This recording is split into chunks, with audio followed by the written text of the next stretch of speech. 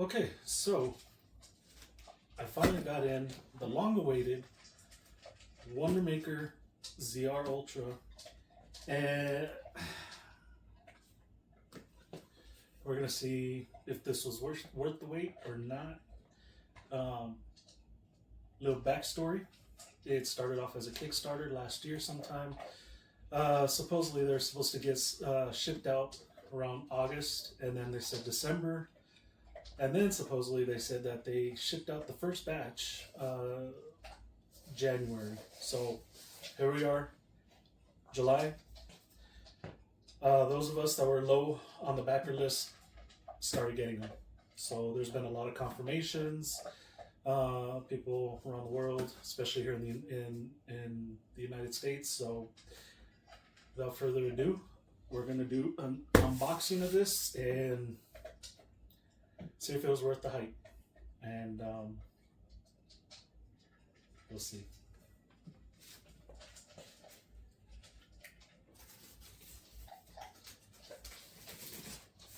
So I don't know if it comes through on the camera or not, but it already came damaged. So it looks like they tried to cover it up with some brown paper. So that's not a good sign. The box is wet, so we'll see if there's any kind of damage inside.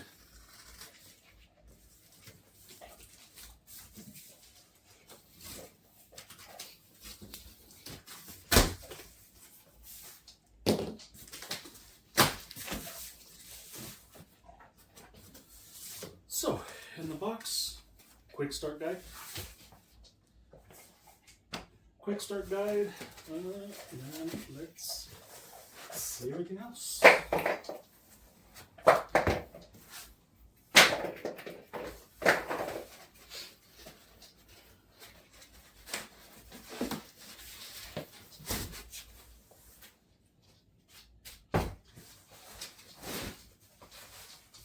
In all fairness, it does seem to be well wrapped.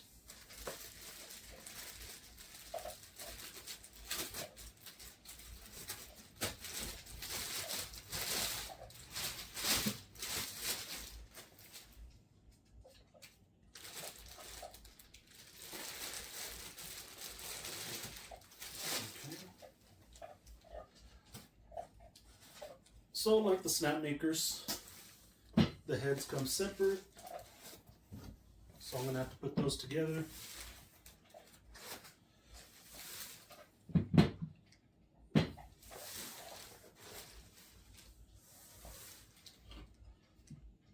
Total of 4.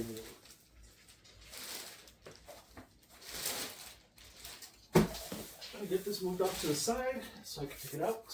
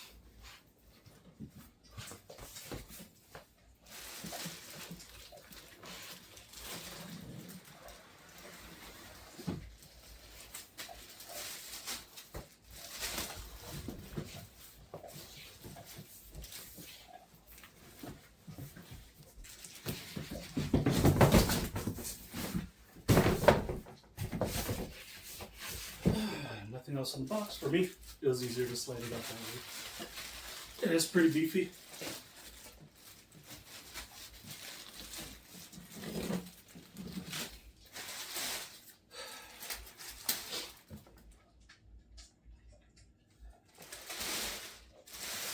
So according to the box, it's about 70 pounds.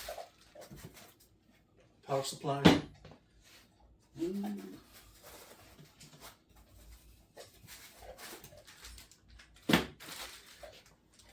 Some tools. So let's see real quick what's in the tools. Of course, you got your flesh cut pliers, scraper, wire brush, screws, retainers, wipers,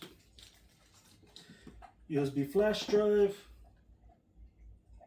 some Bowden tubes. Gonna have to see where those go.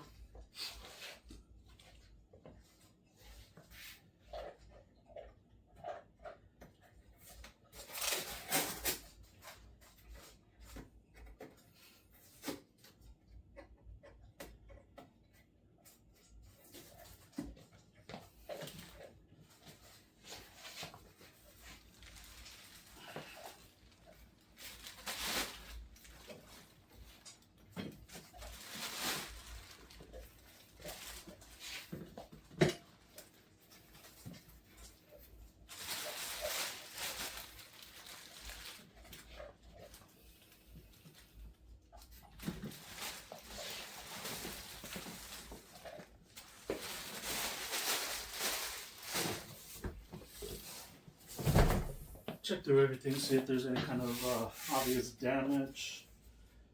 So,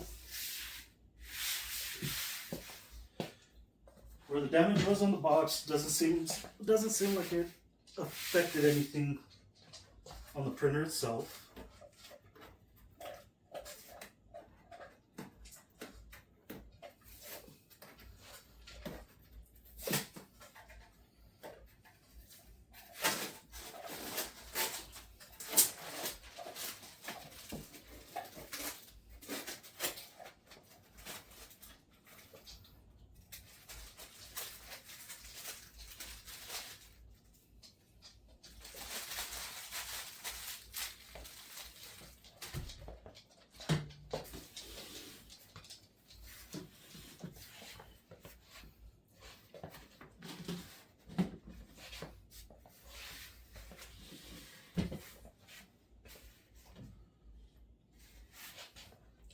So far, I've just removed the front plastic. You're going to have to remove the handle, it looks like, to take off the plastic, because they put the plastic on the door and then the handle over it.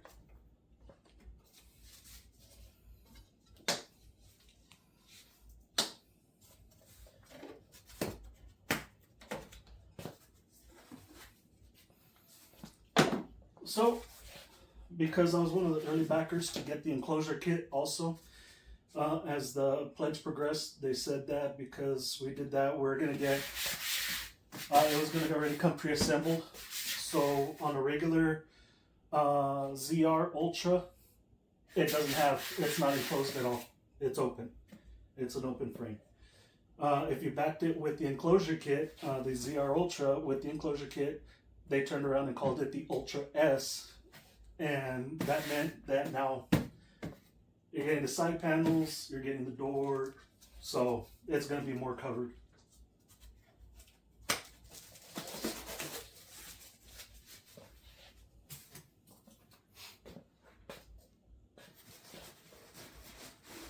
They did package it really well. I'll give them that much. There's foam everywhere.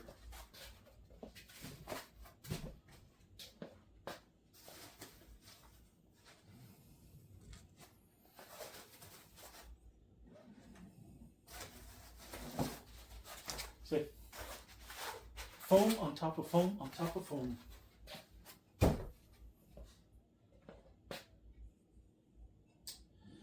So what have we here? Move that to the back. Pull this out. We'll see what this is in a minute.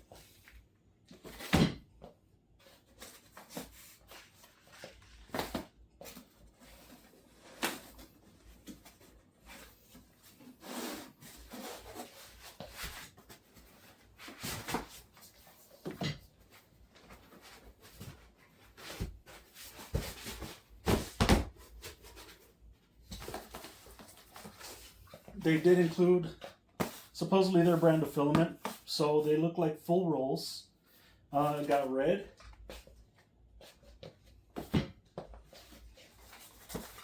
and blue. So 2 full rolls of filament.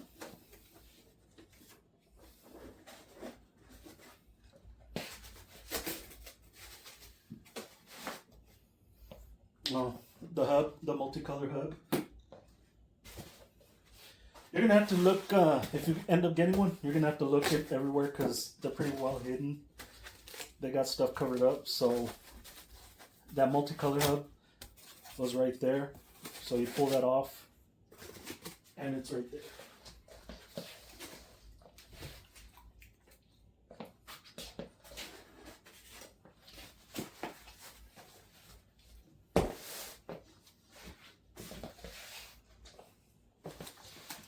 Piece of foam. Let's see what we got here. Side spool holders. And if you look, they look just like snap makers. Owning snap makers myself, they do feel a little bit more beefier. They're kind of stout. They got some weight on them.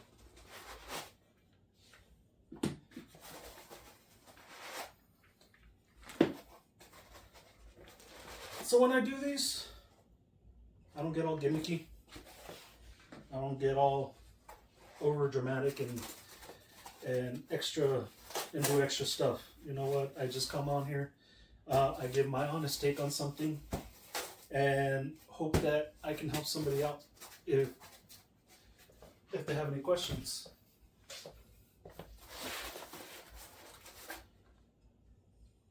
Let's see what's in here.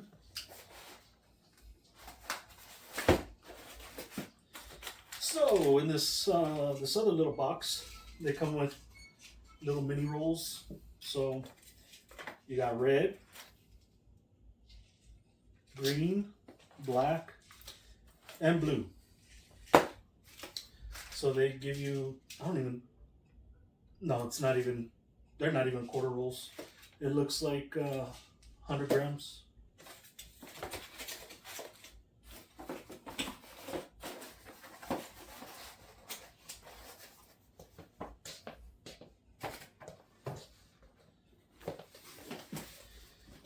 Let's see what's in here.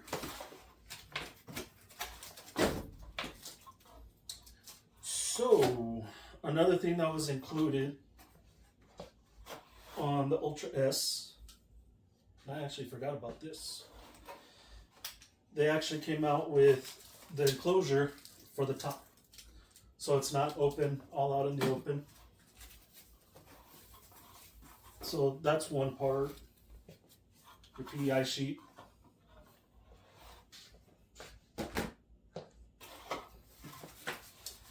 And then the remaining pieces of the top enclosure.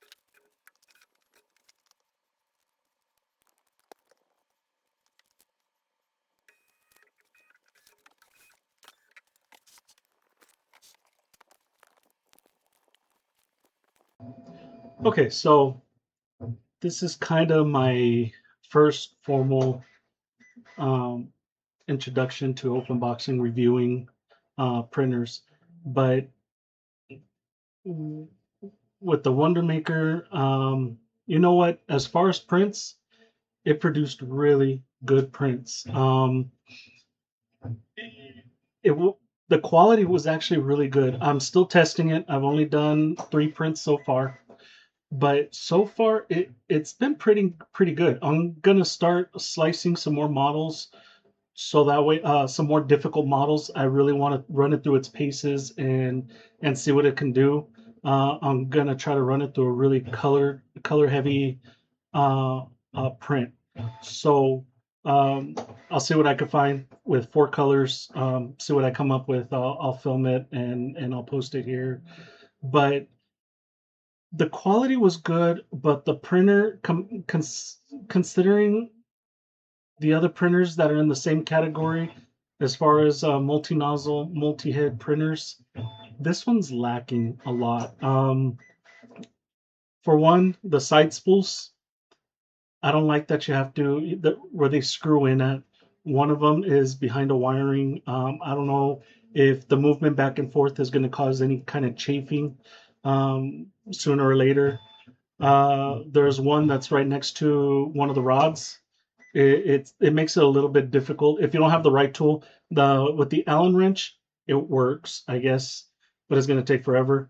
Fortunately, I have other tools that I used, which made the job a lot faster. Um, when you put, I used the little micro rolls that came with it, which were 100 grams. So the clearance wasn't an issue. It was easy to go ahead and route the filament through the hub. Um, Bowden tubes. The Bowden tubes that they provide, the PTFE tubes, whatever you want to call them, it's all the same. But the tubes that they provide are the internal diameter, it's way too narrow. As you put it through the hub, we'll get to that in a second. But as you're routing the filament through, it's very narrow. It has very little space. So, which leads into the next thing, the filament, the hub. Um, it's not mechanical. It has no mechanics in it. So you put it in there and it feels like it stops and it's gonna draw it in, but no, you actually gotta push it all the way through until it goes all the way to the extruder head. I don't like that. I really don't. For uh, one of the biggest reasons is because of the PTFE tubes. They're very narrow. So as you're pushing it through, there was actually a lot of resistance, especially as it curves and goes into the extruder head. It starts getting a little bit stiffer, and because of that, as you're as you're routing it in, it actually, if you're not careful, it'll bend. It happened to me once where I bent it and I didn't want to chance it, so I ended up pulling it, cutting it, and starting all over again. Once it's in, it's in. It's fine. It prints great.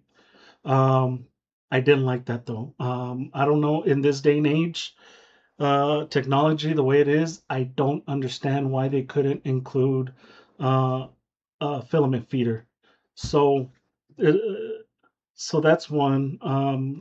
The side spool holders is another. What you're gonna have an issue with is when you're adding full size rolls, it takes up a lot of space. So you might have some issues trying to get in there and trying to route that filament through. Um, I didn't like that either. Uh, I'm trying to think of other things right now. Oh, another thing. I don't like where it poops at. It poops into the machine. It poops into the how uh, to the bottom of the printer. I don't like that. Yeah, you get debris in there. You got to clean it out, whatever the case may be, like on other printers that have poop chutes. But I this one doesn't. So it just falls into the printer itself. Um, that's a small little gripe. It's not really big. It's just my gripe, but I didn't like that. Um, but with that being said, it is a four-head printer, so four-head individual nozzles. Um, so you're not going to really get a whole lot of waste, anyways. I'm still playing with it. I'm still going through its paces. One thing that you will have to do is, if your camera's not working, you have to initiate it. You have to actually turn it on. So I'll try to cover that in another video as I continue with it. If I keep it, and I'll continue testing it out and seeing how it works. But yeah, with other printers out there that are comparable, yes, this one does have a larger print bed, but compared to, let's say, the Snapmaker, I love my Snapmakers. They're great. Um, they they could have taken a page out. Another thing. They said in the beginning of the campaign that their nozzles were you were going to be able to swap them out with one of the bigger name brands. It was going to be compatible. So they changed that. Um, I don't have a lot of confidence as far as their customer service, so I don't know how easy it's going to be to get parts, considering how hard it was just to get in contact with them throughout the campaign, waiting over a year.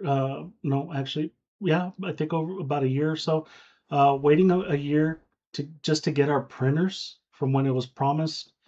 Um, they were non the response was non-existent, customer service was non-existent. I reached out to them many times. So as far as parts go, I don't know how difficult it's going to be to get replacement parts. So we'll see.